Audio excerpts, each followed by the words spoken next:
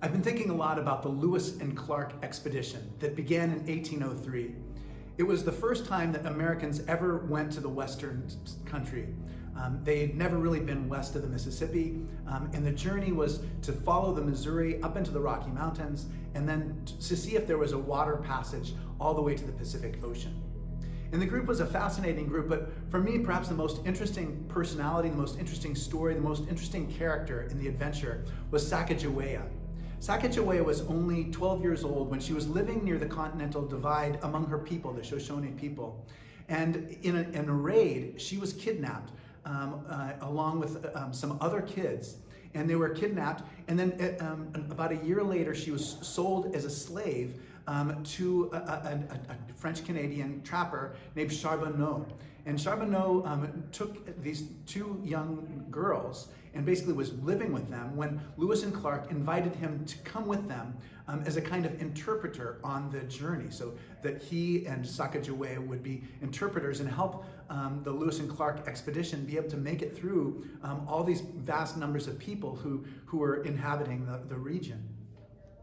Now, one of the things that's most powerful moments in the whole story for me is when they came to a place where they were camping, and Sacagawea explained to Lewis and Clark that this was the place where she had been when she was kidnapped, and she described what it felt like.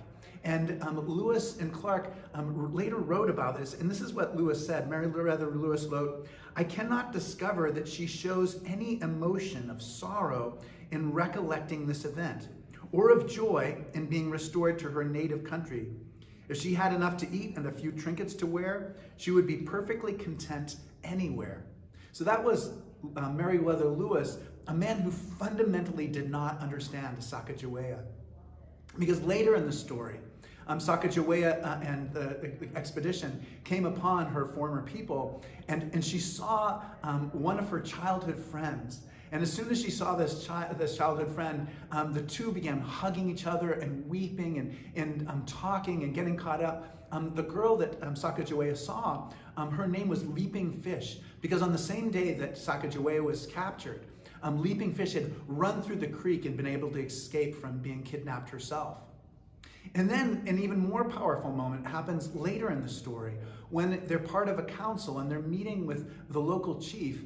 And there comes a moment of recognition where Sacagawea realizes that this man was her brother.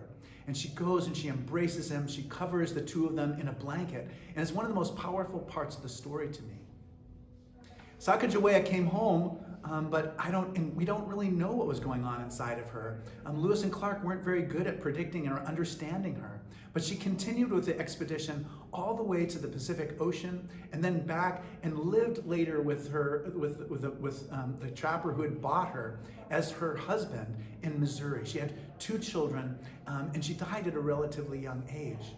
But I have been thinking so much about what it's like to come home, and to be home but be changed. And for me, a relationship with God is a way of being able to constantly return home, to constantly return to that part of ourselves where we're known and understood and welcomed and where we belong. So wherever we go, wherever we travel, however far we leave and go away from home, God is with us. God is carrying home with us.